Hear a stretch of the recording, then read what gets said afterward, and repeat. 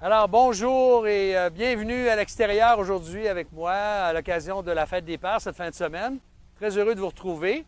Si vous avez l'impression qu'il neige, bien, c'est une erreur. Il fait chaud, il ne neige pas, mais on appelle ça des minous en québécois, qui tombent des arbres et qui flottent dans l'air. Donc, ne vous en faites pas, vous ne rêvez pas. Vous êtes bien au mois de juin, fin juin, pour ouvrir la parole de Dieu avec moi aujourd'hui.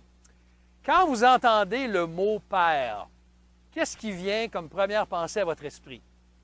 Est-ce que c'est positif ou négatif? Vous savez qu'un des grands privilèges qu'un homme peut avoir dans la vie, c'est celui de devenir un papa.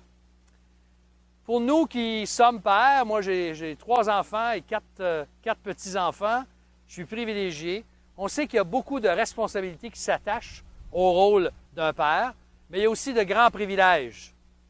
Et certains d'entre nous, on a eu, je crois, un père qui était aimant, pourvoyeur, présent, consacré, responsable. Depuis notre tendre enfance, on n'a que presque de bons souvenirs de notre père. Un modèle à reproduire à bien des égards. Mais pour d'autres, je sais très bien que ce n'est pas le genre de père que vous avez eu. Pour vous, peut-être que le souvenir de votre père, c'est plus difficile. Peut-être qu'il est mort, vous étiez jeune. Ou encore, vous l'avez peu connu parce qu'il est décédé depuis longtemps, ou votre père était absent, c'est possible ça. Trop sévère, irresponsable, il a abandonné votre mère peut-être, qui était esclave de l'alcool ou d'autres péchés destructeurs. Que nous le voulions ou non, je pense que vous allez reconnaître avec moi que l'image de notre Père que nous avons au plus profond de nous-mêmes, ça a des répercussions importantes dans notre vie. Et même dans notre estime de soi, c'est éprouvé. Le rôle que notre Père a joué dans notre vie a un grand impact sur notre estime de nous-mêmes. Alors, peu importe ce matin le genre de Père que vous avez eu, que Dieu a permis que vous ayez, peut-être que ce n'était pas le Père que vous auriez aimé avoir, mais j'aimerais, en cette fête des Pères, saisir l'occasion de rendre grâce plutôt à Dieu pour nos papas, pour nos hommes dans notre Église, dans les hommes qui ont un impact dans notre vie, leur amour, leur soutien, leur service, leur fidélité, pour tout ce qu'ils peuvent accomplir pour nous et pour leurs enfants, pour leur épouse. Il y a des pères qui sont vraiment des modèles autour de nous et on remercie Dieu pour chacun d'eux. Mais bien qu'être père, c'est une grande bénédiction dans la vie, je crois qu'il en existe encore une plus grande. Et c'est celle de connaître Dieu comme Père céleste. D'avoir un Père céleste qui me connaît, qui m'aime et en qui je peux me confier à tout moment, pour tous les aspects de mon existence, c'est une bénédiction insurpassable, je dirais. Alors, en cette fête des Pères, un des plus beaux sujets que nous pouvons traiter, auquel nous pouvons réfléchir ensemble aujourd'hui, c'est certainement celui de la paternité de Dieu. Si nous connaissons Jésus-Christ comme notre Sauveur et notre Maître déjà, la parole de Dieu affirme que Dieu est notre tendre Père. Dans Romains chapitre 8, versets 15 et 16, il est dit ceci. « Et vous n'avez pas reçu un esprit de servitude pour être encore dans la crainte, mais vous avez reçu un esprit d'adoption par lequel nous crions « Abba, Père ». L'Esprit lui-même rend témoignage à notre esprit que nous sommes enfants de Dieu. Alors, j'aimerais regarder avec vous aujourd'hui quelques facettes de la paternité de Dieu et ensuite nous pencher sur quelques implications pratiques pour nos vies. Alors, les dimensions d'abord, premièrement, des dimensions de la paternité de Dieu, elles sont importantes parce que lorsque le Seigneur Jésus a exercé son ministère sur la terre il y a 2000 ans, il a appelé Père celui à qui il adressait ses nombreuses prières. C'est un des noms les plus importants que nous utilisons lorsque nous prions. Jésus nous a enseigné à dire quoi? Notre Père, collectif, qui est aux cieux. Puisque Dieu est Père, étant la première personne de la Trinité, eh bien Dieu établit des relations.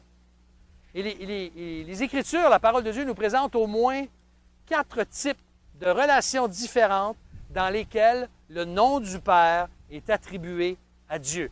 Et j'aimerais les regarder avec vous.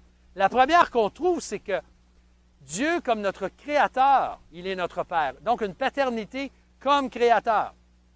Cette dimension-là, elle touche celle de la créature à son image et à sa ressemblance. Chaque individu, selon la Bible, est une créature de Dieu, ayant reçu de lui la vie, le mouvement et l'être.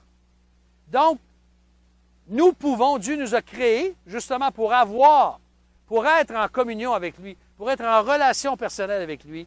Donc, avec mon Créateur, je peux dire, je connais mon Créateur aujourd'hui, mon Père. Et le Créateur de l'univers, il aimerait cultiver avec chacun de nous une relation spirituelle et paternelle, comme un père avec son fils ou avec sa fille. Dans Hébreux chapitre 12, verset 9 et dans Nombre 16, verset 22, Dieu est appelé le Père des esprits et de toute chair. Dans Actes chapitre 17, lorsque Paul a annoncé l'Évangile à Athènes, à l'Aréopage, il a affirmé qu'en lui, nous avons la vie, le mouvement et l'être. Et citant un poète de l'époque, le poète Aratus, il ajoute, nous sommes aussi de sa race. Donc, nous avons été créés par Dieu. Si Dieu n'était pas un Père créateur, je ne serais pas ici aujourd'hui en train de vous expliquer cette grande vérité-là. Personne d'entre nous n'existerait, la vie n'existerait pas sur la terre parce que Dieu ne l'aurait pas créée. Mais Dieu a une paternité d'abord comme créateur avec ses créatures. Deuxième dimension, une paternité pour son peuple. Dieu est rarement appelé Père dans l'Ancien Testament. Vous avez déjà remarqué ça?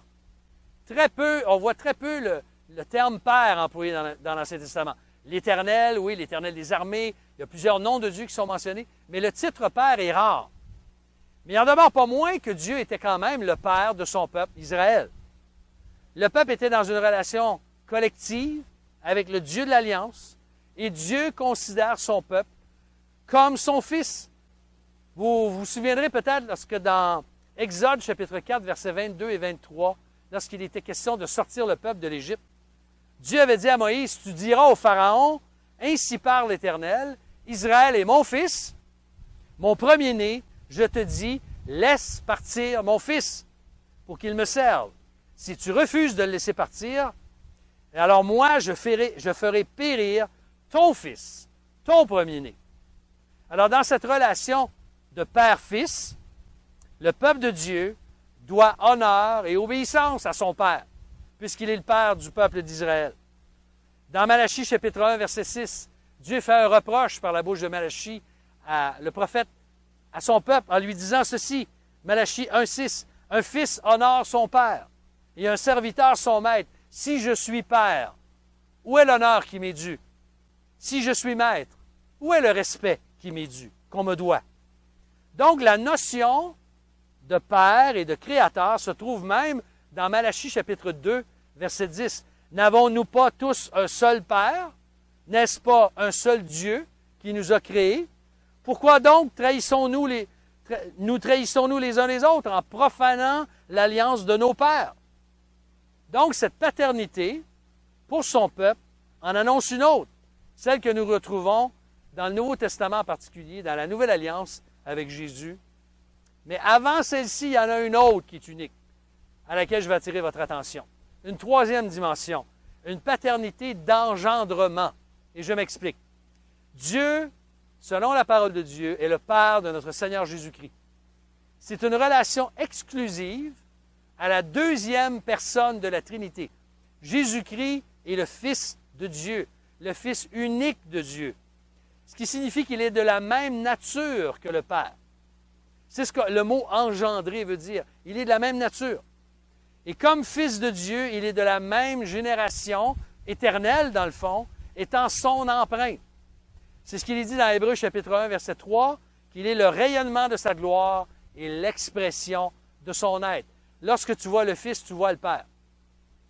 Jésus n'a pas été créé par le Père, comme les témoins de Jéhovah enseignent ou d'autres sectes enseignent. Jésus est de la même nature que le Père. Il est la deuxième personne de la Trinité. Il est pleinement Dieu. Il est à la fois égal, mais distinct du Père, puisqu'il a été envoyé par son Père. Car Dieu a tant aimé le monde qu'il a donné, quoi? Ou qui? Son Fils unique, afin que quiconque croit en lui ne périsse point, mais qu'il ait la vie éternelle, selon Jean 3,16. Alors, aucune créature ne peut s'attribuer ce titre et ce privilège de Fils unique de Dieu, sinon Jésus. D'ailleurs, le mot Père, il apparaît 245 fois dans le Nouveau Testament. Il est le terme préféré de Jésus pour parler de Dieu, pour parler de Dieu lui-même.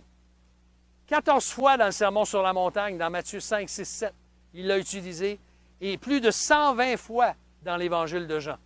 Alors, c'est pour dire que le mot Père, pour Jésus, est extrêmement important. Quand Jésus parle de ses brebis, par exemple, que personne ne peut arracher de sa main, dans Jean chapitre 10, versets 29 et 30, il rappelle que c'est le Père qui les lui a donnés. Il dit, « Mon Père qui me les a donnés est plus grand que tous et personne ne peut les arracher de la main du Père. » Et là, il ajoute ceci, « Moi et le Père, nous sommes un. Un seul Dieu en trois personnes, le Père, le Fils unique de Dieu et le Saint-Esprit. » Et d'ailleurs, après sa résurrection, le Seigneur Jésus, dans sa conversation avec Marie, qu'il n'avait pas reconnue, mais là, elle le reconnaît à ce moment-là, lorsqu'il lui dit la phrase suivante, il fait référence, Jésus, à deux relations distinctes. Hein, Jésus lui dit, ne me touche pas, c'est-à-dire, ne t'accroche pas à moi, ne me retiens pas, car je ne suis pas encore monté vers mon Père, mais va vers mes frères et dis-leur que je monte vers mon Père et votre Père, vers mon Dieu et votre Dieu. Jean 20, 17.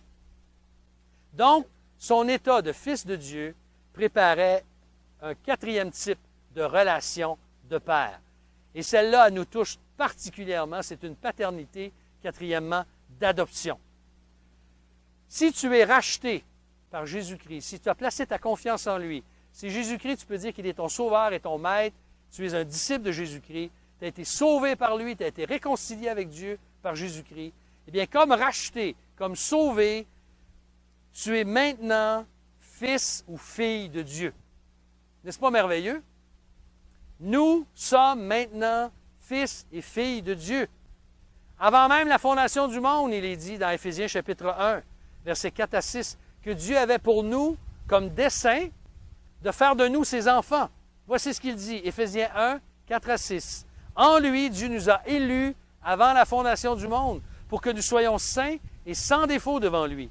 Dans son amour, il nous a prédestinés par Jésus-Christ à être adoptés selon le dessein bienveillant de sa volonté pour célébrer la gloire de sa grâce qu'il nous a accordée en son bien-aimé. Pardon.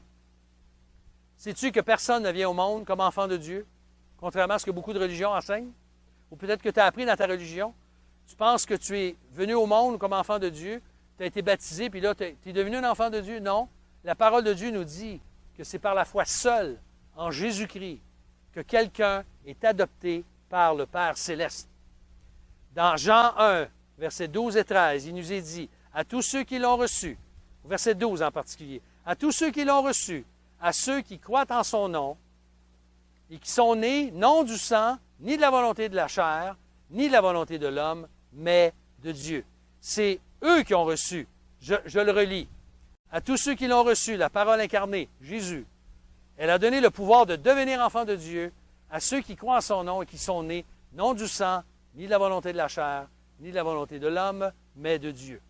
Alors, lorsque j'ai l'assurance que Dieu est mon Père, ma vie est transformée parce que Dieu est mon Père. J'ai été choisi par Dieu. C'est absolument extraordinaire quand on y pense. Toutes les implications que ça apporte, ça amène dans la vie de quelqu'un. Et c'est comme deuxième vérité aujourd'hui, j'aimerais vous entretenir très brièvement pour terminer. Quelles sont les implications pratiques de la paternité de Dieu dans nos vies? C'est un bon sujet auquel réfléchir pour la fête des Pères. On pourrait écrire et citer des livres à profusion sur cette question-là, mais je vais en mentionner 5 pour vous qui ont un effet direct dans notre vie et sur celle de quiconque connaît Dieu comme son Père, son tendre Père. Parce que le mot « Abba », Père, veut d'abord dire, je ne crois pas que c'est papa d'abord, c'est plus tendre Père, cher Père. Et nous avons un Père céleste qui est cher à nos cœurs. Alors, premièrement, première implication, c'est plus que tout. Mon Père céleste désire une relation intime avec moi. Oui, il est le Créateur. Oui, il est le Dieu 3 fois saint, glorieux, souverain, mais il est mon Père. Il ne faut pas que je l'oublie, là. Il veut que je m'approche de lui en toute liberté, avec confiance et transparence, à propos de tout, avec mes besoins, mes préoccupations, mes échecs, mes péchés, mes lamentations, mes angoisses, mes soucis. La parole nous exhorte à nous décharger sur lui de tous nos soucis parce qu'il prend soin de nous lui-même. Donc, rien ne surprend ton Père. Il te connaît parfaitement. Il s'intéresse à tout ce qui peut te préoccuper et tout ce que tu vis en ce moment même. Il est un Père qui veut une relation intime avec toi. Deuxièmement, c'est un Père qui est à ton écoute, à mon écoute. Il désire avec moi cette communion personnelle d'une façon unique. Il va entendre mes louanges, il va entendre mes actions de grâce, il va entendre mes requêtes et mes soucis. Il connaît mes besoins dans les moindres détails. Il sait ce qui est le meilleur pour moi parce qu'il est souverain, ce Père. Mon Père connaît l'avenir, il sait exactement ce qui est bon pour moi. Comme un bon Père, il connaît, il sait de quoi ses enfants ont besoin. C'est la même chose. Regardez comment Jésus, dans Matthieu chapitre 6 et dans chapitre 7, justement dans le Sermon sur la montagne, parle de cette vérité-là. Dans Matthieu 6, il dit ceci. « Mais toi, quand tu pries, entre dans ta chambre, ferme ta porte et prie ton Père qui est dans le lieu secret. Et ton Père qui voit dans le lieu secret te le rendra. » Matthieu 7, versets 7 à 11. « Demandez, et l'on vous donnera. Demandez, et l'on vous donnera. Cherchez, et vous trouverez. Frappez, et l'on vous ouvrira. Car quiconque demande reçoit, celui qui cherche trouve, et l'on ouvrira à celui qui frappe. Quel homme parmi vous donnera une pierre à son fils s'il lui demande du pain? Ou s'il demande un poisson, lui donnera-t-il un serpent? Si donc vous qui êtes mauvais, vous savez donner de bonnes choses à vos enfants, à combien plus forte raison votre Père qui est dans les cieux en donnera-t-il à ceux qui les lui demandent? Donc, mon Père est à mon écoute. Mon Père aussi, troisièmement, m'aime d'une façon insondable, puisqu'il a donné son Fils pour moi. Si tu n'as pas reçu l'amour d'un Père terrestre dont tu aurais eu besoin, eh bien, la bonne nouvelle de l'Évangile, c'est que l'amour que Dieu, un Père parfait, t'offre, eh bien, il est infini, sans réserve. Puisque Dieu est amour, c'est dans sa nature d'aimer, au-delà de toute raison. Jean nous dit dans son épître au chapitre 3, verset 1, « Voyez quel amour le Père nous a donné puisque nous sommes appelés enfants de Dieu. » Pardon, et nous le sommes. Et nous le sommes. Donc ton Père a un amour pour toi bien au-delà de ton imagination. Alors, quatrièmement, mon Père me corrige pour mon bien. C'est une dimension qu'on aime moins, mais qui est importante. La correction d'un père démontre l'amour qu'il a pour ses enfants. Et c'est la même chose avec moi. Dieu me démontre son amour, quand je lui appartiens, par la correction. Hébreux chapitre 12 a des belles choses à nous dire à ce sujet-là, versets 7 à 11. Je vais vous lire dans la version sommaire, si vous permettez. « Supportez vos souffrances. Elles servent à vous corriger. C'est en fils que Dieu vous traite. Quel est le fils que son père ne corrige pas? Si vous êtes dispensé de la correction, qui est le lot de tous les fils, alors vous êtes des enfants illégitimes et non des fils. D'ailleurs, nous avions nos parents terrestres pour nous corriger et nous les respections. N'allons-nous pas, à plus forte raison, nous soumettre à notre Père céleste pour avoir la vie? Nos parents nous corrigeaient pour un temps limité, selon leurs idées. Mais Dieu, c'est pour notre bien qu'il nous corrige, afin de nous faire participer à sa sainteté. Certes, sur le moment, une correction ne semble pas être un sujet de joie, mais plutôt une cause de tristesse. Mais par la suite, elle a pour fruit, chez ceux qui ont été ainsi formés, une vie juste vécue dans la paix. Donc, Dieu veut nous corriger. Et ça, c'est une implication pratique importante. Et la dernière, la cinquième, c'est que mon Père est toujours avec moi. Mon Père est toujours avec moi. Lorsque nous étions jeunes, je ne sais pas si vous vous rappelez, mais moi, je me souviens très bien, j'étais un gars très craintif quand j'étais jeune. Ça a changé avec les années, mais j'étais archi craintif. J'avais peur de tout. Moi, j'aurais toujours aimé que mes parents soient toujours présents à mes côtés. J'avais peur de tout. Mais notre Père Céleste, lui, ce qui est merveilleux, c'est qu'il ne nous quitte jamais. Il est toujours avec nous. Peu importe la situation dans laquelle nous nous trouvons, sauf évidemment si nous sommes dans le péché, il n'est pas en train de nous bénir. Si on marche dans le péché, il ne sera pas avec nous. Mais de façon générale, à part lorsque nous marchons dans le péché, jamais la parole de Dieu nous dit que jamais le Père ne pourrait nous abandonner. Entre autres, un sujet très actuel aujourd'hui avec la COVID et tout ce qui s'est passé au niveau économique, ce sont nos besoins financiers. Dans Hébreux chapitre 13, versets 5 et 6, l'auteur nous dit ceci, que votre conduite ne soit pas guidée par l'amour de l'argent. Contentez-vous de ce que vous avez présentement, car Dieu lui-même a dit, je ne te laisserai pas. Non, je ne t'abandonnerai jamais. Aussi pouvons-nous dire avec assurance, le Seigneur vient à mon secours, je n'aurai pas de crainte, que pourraient me faire les hommes? Mon Père est non simplement avec moi dans mes besoins financiers, et je dis bien besoin, pas caprice, besoin, mais il est aussi avec moi dans la grande mission de faire des disciples. Jésus a dit, je suis avec vous tous les jours jusqu'à la fin du monde, et lui a reçu toute autorité de la part de son Père pour nous bénir et être avec nous dans cette mission de faire des disciples. Donc, si Dieu est ton Père, il désire une relation intime avec toi, il est à ton écoute, il t'aime de façon insondable, il te corrige pour ton bien, et il sera toujours avec toi jusqu'au bout du voyage. Alors, chers amis, bien-aimés en Jésus-Christ, même si tu ne connais pas Jésus-Christ aujourd'hui, encore, si tu as le privilège d'être un papa aujourd'hui, et c'est un grand privilège que Dieu nous donne, ou si tu as le privilège d'honorer ton père aujourd'hui, ou d'être honoré par tes enfants, ton épouse, n'oublie jamais, oui, c'est une joie, mais n'oublie jamais que de connaître ton Père Céleste est encore plus précieux. Est-ce que tu connais ce Dieu comme ton Père? C'est la question que j'aimerais te laisser aujourd'hui. Est-ce que tu peux dire, oui, Dieu est mon Père? Ne t'imagine pas que parce que tu viens à l'Église, bon, récemment, on sait qu'on ne peut pas se rencontrer, mais ça va revenir éventuellement. En temps normal, on peut se rencontrer, mais ne t'imagine pas que si tu vas à l'Église ou que tu pratiques une religion, si tu es religieux, que tu es sûrement un enfant de Dieu. Non, la Bible nous dit que Dieu veut avant tout, non pas que tu sois religieux, non pas que tu ailles à l'Église, mais que tu sois son enfant, que tu deviennes son enfant par la foi en Jésus-Christ. Par l'amour de son Fils qui a été donné à la croix du Calvaire pour toi, pour prendre la place, pour prendre ta place et pardonner tous tes péchés, te donner la grâce de te repentir, d'abandonner tes fautes, de marcher maintenant pour lui et d'être son disciple. C'est ça que Dieu veut. Dieu va être ton Père. Alors, Dieu voudrait te bénir. Dieu va avoir une relation intime avec toi. Il veut être à ton écoute.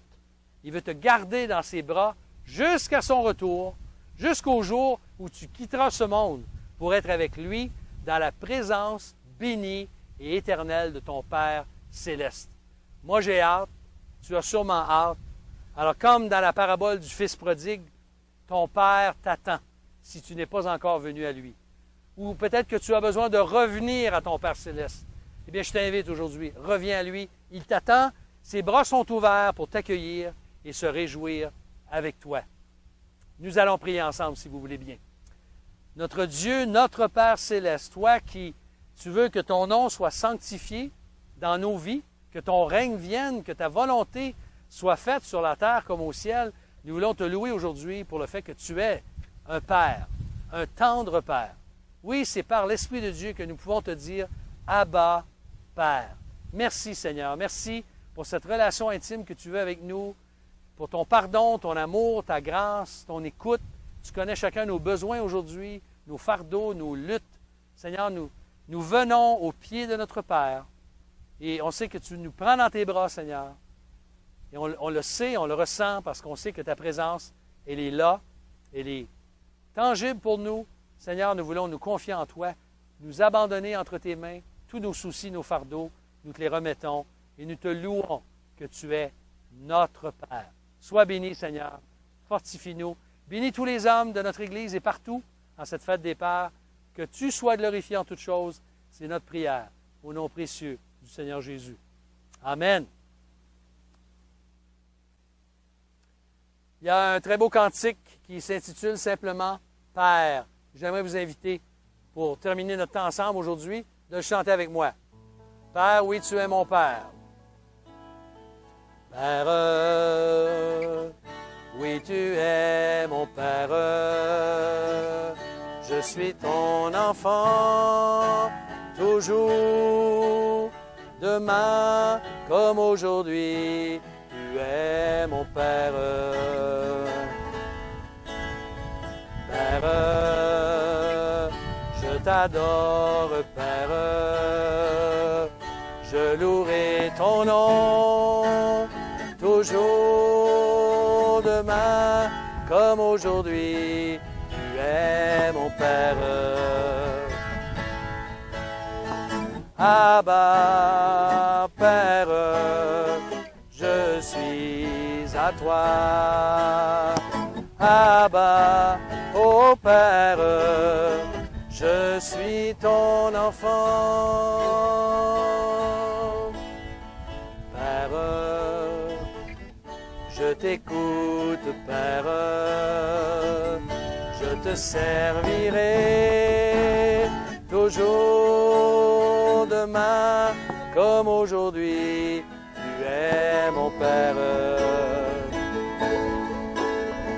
Abba, Père, je suis à toi.